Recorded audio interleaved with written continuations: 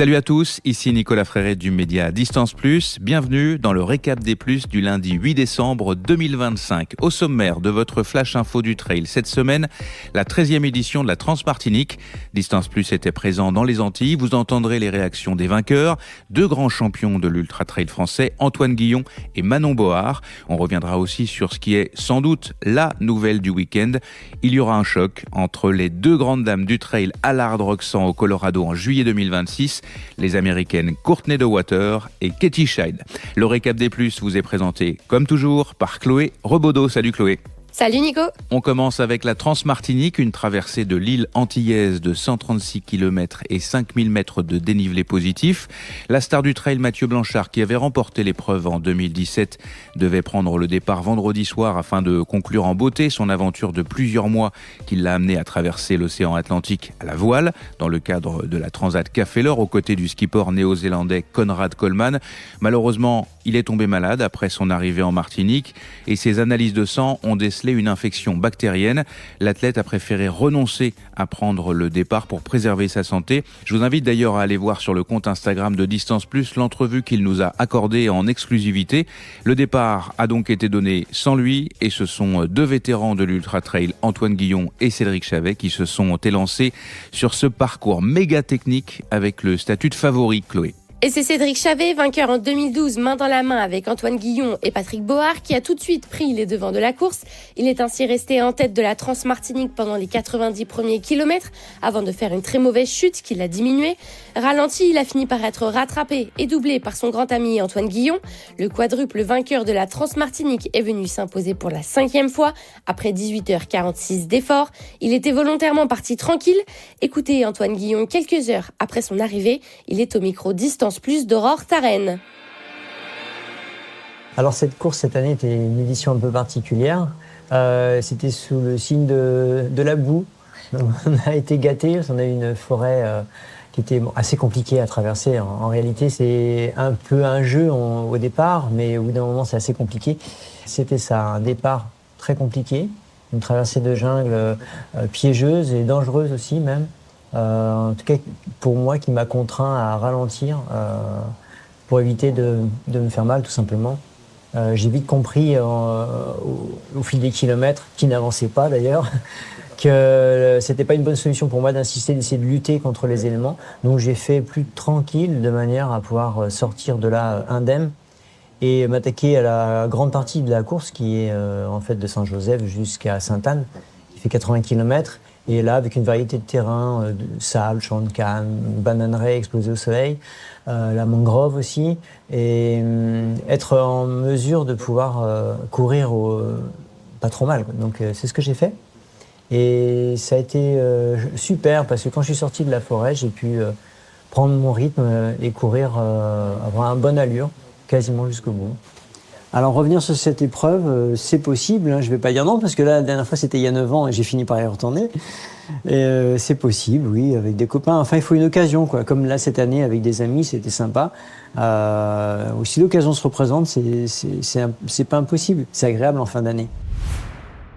Le Martiniquais Karim Benabou a passé la ligne d'arrivée près d'une heure plus tard aux côtés de ses enfants, lui qui avait fait une grande partie de la course en dehors du podium virtuel. Le métropolitain Thibaut Jonval, vainqueur l'an dernier du 130 km de l'Infernal Trail des Vosges, a complété le podium. 10 minutes après Karim, Cédric Chavet, qui a été contraint de marcher sur les 25 derniers kilomètres, n'avait plus les armes pour lutter. Il a malgré tout terminé 4e. Chez les femmes, la championne de la Diagonale des Fous 2024, Manon Board, a mené la Transmartinique de bout en bout. La Jurassienne s'est classée 6e au général après 21h47 de course. Manon avait terminé 2e de la Hard Rock 100 en juillet derrière l'américaine Katie Scheid, puis avait été contrainte à l'abandon sur la TDS à la suite d'une chute. Si elle a dominé facilement la Transmartinique, elle n'était pas complètement satisfaite à l'arrivée. Écoutez sa réaction au micro de Distance Plus après avoir un peu récupéré. Physiquement, je suis partie vraiment très prudemment parce que je savais que j'étais quand même pas à 100% engagée dans cette course, parce que mine de rien, J'aurais dû venir avec un peu plus de cartouches en vue du chantier qui m'attendait, mais voilà, c'était le jeu. Hein. J'ai coché une course supplémentaire sur la fin de saison et pas des moindres, donc il aurait peut-être fallu faire les choses un peu différemment, mais voilà, je me laisse prêter, je me prête au jeu avec plaisir. Donc voilà, prudente sur le début. Sur l'aspect nutritionnel, j'ai eu une course vraiment parfaite, enfin quasiment parfaite par rapport à ce que j'ai pu connaître habituellement, parce que j'ai toujours des soucis digestifs et là, je m'étais vraiment entraînée à augmenter un petit peu cette capacité d'assimiler les glucides. Et là, j'ai bien vu que ce que j'avais mis en place à l'entraînement a payé. J'ai eu aucun souci malgré le chaud, le froid, l'humidité, les divers et variés péripéties qui me sont arrivées, parce qu'il y en a eu, hein, bien sûr. Et puis sur l'aspect mental, on va dire que je me suis mis un peu en veille où il n'y avait aucune pensée qui pouvait m'atteindre. Même quand j'ai pris le gros coup de chaud, là j'ai eu une belle défaillance quand même, et c'est le mental qui est revenu un petit peu en me disant là ça va être quand même compliqué d'allier l'arrivée, parce qu'il restait encore plus d'un marathon. Et en fait là j'avais Alexandre, mon mari, qui était là et qui m'a remobilisée au ravito et qui m'a aspergé, qui m'a remis un peu dans le droit chemin physiquement. Et au final, j'ai eu vraiment, on va dire, un gros coup de mou, qui était une défaillance physique qui a pu impacter mon mental, mais sinon j'ai quand même plutôt lissé une gestion sur ces 3 aspects assez bien maîtrisée. Donc je suis contente. Ça reste une belle course et c'était une très belle aventure sur 3, on va dire, parties. Hein, la partie pelée où tu t'attends pas du tout à vivre ça, la partie jungle et puis la partie littorale, chaud, bananerais, où là, pour le coup, faut être encore bien engagé dans le process, sinon l'arrivée, elle est encore loin, quoi. Manon Board a terminé avec près de 2 heures d'avance sur la Québécoise Geneviève Asselin-Demers. Geneviève qui s'est elle aussi offert un top 10 au classement général. À l'arrivée, elle a expliqué qu'elle avait perdu sa lucidité sur la fin de parcours et qu'elle avait souffert de crampes. À chaud, elle a dit qu'elle avait vécu un cauchemar sur ce dernier ultra de la saison. C'est une athlète locale, Aurélie Ferraras, qui est montée sur la 3e marche du podium. Elle a passé la ligne après 24h34 de course. À noter que notre collègue Franck Berthaud, qui est habituellement à ma place au micro du Récap des Plus, a souffert lui aussi sur cette Transmartinique, mais il est fier finisseur en plus de 33 heures. Il a été rejoint en fin de parcours par son ami Mathieu Blanchard. Les 2 garçons se connaissent bien parce que Franck est le co-auteur du livre autobiographique de Mathieu, Vivre d'aventure. Bref, Mathieu Blanchard a rejoint Franck Berthaud sur un sentier en bord de littoral et il a improvisé une interview de Franck en jouant les journalistes de Distance Plus. Je vous invite à aller regarder ce moment décalé et drôle, mais qui raconte aussi beaucoup cette course extrêmement difficile. Et allez, nous avons eu envie de vous en faire profiter. Mesdames, messieurs, voici Mathieu Blanchard en mode envoyé spécial sur la Transmartinique, aux côtés d'un ultra-trailer amateur et complètement vidé, j'ai nommé Franck Berthaud. Bonjour Distance Plus, je suis votre nouveau grand reporter en direct de la Transmartinique et j'ai avec moi un autre très grand reporter, votre reporter favori, alias Franck Berthaud, en direct de la Transmartinique. Nous allons recueillir dès à présent ses premières impressions. Il reste une dizaine de kilomètres sur cette course. Même pas. Alors mon ami Franck, comment allez-vous? Les 2 nuits ont été compliquées. Mathieu m'avait raconté que c'était une course particulièrement coriace. Le mot était faible. Mais tu as l'air bien quand même dans ton petit paradis, la cocotier, sable blanc. On s'amuse. Eh. On a plus du tout de peau sous les pieds, mais on s'amuse. Bon, sur une course de trail, on court quand même. Alors juste, on va courir quelque part pour leur montrer que tu cours. Maintenant, on remarchera. Regardez ce pace. Il est toujours en forme, il reprend du poil de la bête. Alors moi, j'aimerais savoir, cette jungle-là, les 50 premiers kilomètres à bout jusqu'aux genoux, avais-tu déjà vu ça sur des courses de trail? Comment tu pourrais le qualifier, le définir? Non, jamais. C'est interminable. Il y a un moment où, au départ, on se dit qu'il faut être patient. Donc, on tâche de l'être. Et puis, on glisse, on tombe. Il y a tout qui cogne, le coccyx, le bras qui part d'un côté en s'accrochant à des lianes ou des branches. Et on rigole parce qu'on se dit qu'il faut se persuader que c'est un jeu. Et puis arrive forcément un moment où la patience disparaît et où on se change totalement de mindset et où tout d'un coup ça devient l'enfer, quoi. Nous avons donc devant nous un Franck Berthaud qui s'est transformé en Tarzan Berthaud. Deuxième partie de parcours, la grosse chaleur, les champs de canne à sucre, de bananes sous le soleil extrême de la Martinique, comment c'était? Une chaleur étouffante. En plus, il y a vraiment un changement de paradigme, puisqu'on est très à l'abri dans la jungle, même quand le soleil se lève. Il fait humide. On s'est quand même tapé pas mal de grains. Donc on était bien à l'abri, puis tout d'un coup, ça se dégage. Et là, on se sent étouffé, quoi. Donc c'est très dur à gérer. Et puis, changement de chaussures à Saint-Joseph. Monsieur reporter Mathieu Blanchard m'avait prévenu que 2 paires de chaussures, c'était peut-être pas suffisant. Il faut m'écouter. J'en avais que 2. Donc, j'ose même pas regarder mes pieds. On y a rattaché des petites tongs, t'inquiète pas, pour ton voyage retour. Je pense que j'ai plus de... j'ai 2 steaks sous les pieds. Bon voilà, nous sommes entre la plage paradisiaque du sud de la Martinique qui s'appelle les Salines, direction l'arrivée Sainte-Anne, à peu près 5 km. Voilà, et puis j'ai la chance d'avoir eu quelques bons conseils de mes amis martiniquais pour soigner les maladies ou les blessures, mais ça on le gardera secret. Allez, bonne fin de course Franck, et à bientôt pour de nouvelles aventures. Yes, on a terminé, c'est le principal. Toute la couverture de la Transmartinique est à retrouver sur les réseaux sociaux de Distance Plus. Sans transition, Chloé, c'était aussi ce week-end qu'avait lieu le tirage au sort de la Hard Rock 100, l'un des 4 monuments de l'Ultra Trail mondial. Il se déroule en altitude au Colorado et se déroule en juillet. Et il va falloir sortir le popcorn car un duel très excitant s'annonce. L'organisation de ce 100 miles mythique se donne chaque année le droit de choisir 6 coureurs en plus des athlètes tirés au sort. Pour l'édition 2026, les heureux élus sont presque tous américains. Il y a Courtney Dauwalter qui a déjà gagné 3 fois à la Hard Rock, les vainqueurs de la Western States et de l'UTMB, respectivement Caleb Olson et le Britannique Tom Evans, celle qui a gagné la TDS, Caress Arnold, ou encore Tara Dower, première sur liste d'attente à ne pas prendre le départ en 2025, et Jimmy Elam, vainqueur du 200 miles de Mammoth Lake. Et comme de coutume, les vainqueurs de la précédente édition sont également qualifiés. Il s'agit du Français Ludovic Pomeray et de l'Américaine Katie Scheid. Tous les deux ont confirmé qu'ils seraient au départ à Silverton l'été prochain. On aura donc pour la première fois sur la Hard Rock un duel au sommet entre les 2 plus grandes ultra-traileuses au monde, Courtney Dauwalter et Katie Scheid, ça promet. En revanche, contrairement à ce qu'on a pu observer ces dernières années, la vainqueur de la Diagonale des Fous en octobre n'a pas été choisie par l'organisation de la Hard Rock. Effectivement, la double championne du monde de trail Blandine Lirondelle espérait vivre l'expérience et elle pensait que sa victoire à La Réunion serait un passeport pour la Hard Rock. Mais pas cette fois. Blandine a partagé sa déception et sa tristesse ce dimanche sur les réseaux sociaux. Je rêvais de découvrir la singularité de cette course, la culture du trail à l'américaine. Et même si je savais que la chance d'obtenir le ticket était extrêmement minime, je voulais y croire, écrit-elle en soulignant qu'elle devait maintenant faire son deuil et se trouver une autre course qui a du sens pour mettre à son calendrier.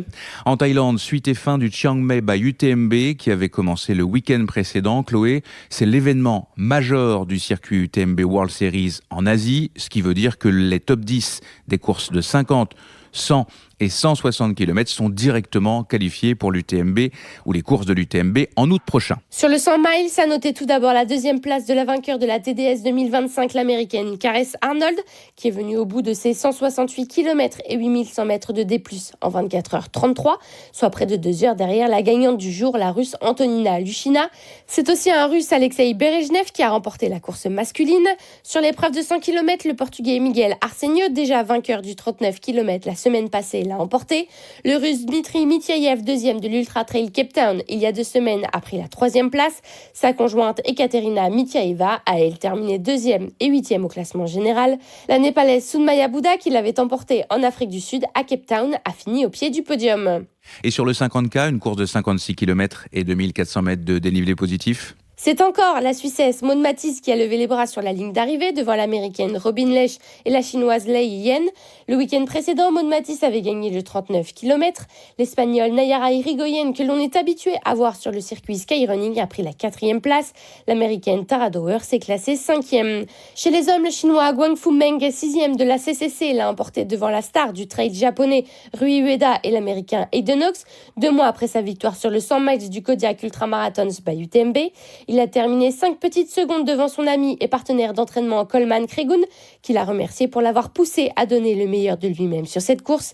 Hayden Knox avait dû renoncer à la Western States en juin dernier en raison d'une opération du genou.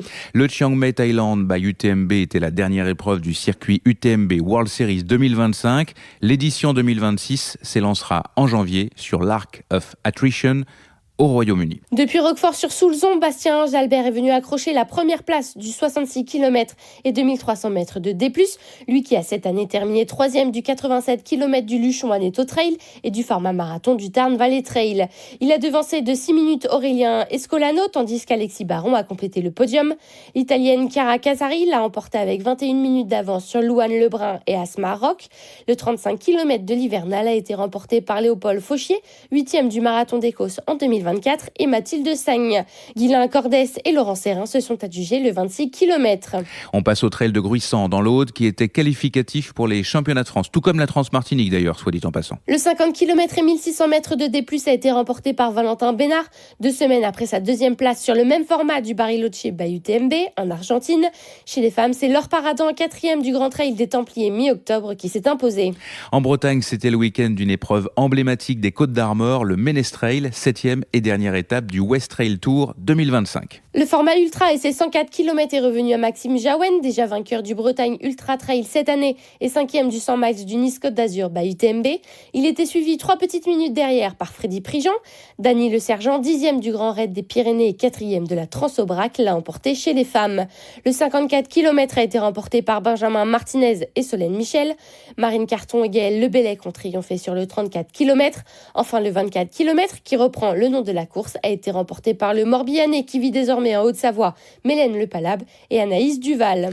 Et les grands champions bretons qui ont remporté le classement général du West Trail Tour sont Margot Guillaume et Mathieu Hubert. Ça courait aussi dans la boue dans la forêt de Montmorency dans le Val d'Oise, c'est dans le nord de l'Île-de-France, sur le trail des 40 bosses. Adrien Mondon, 13e du Grand Raid Ventoux by UTMB en avril dernier, a triomphé sur le 120 km et 5500 mètres de D+, tandis que la gagne féminine est revenue à Gaëlle Théris, 5e du 75 km de l'UT4M en juillet. Damien Loitron et Chloé Chaperon se sont imposés sur le 75 km, tandis que le 45 km a sacré Théo Dumalaned et Maria Labarre.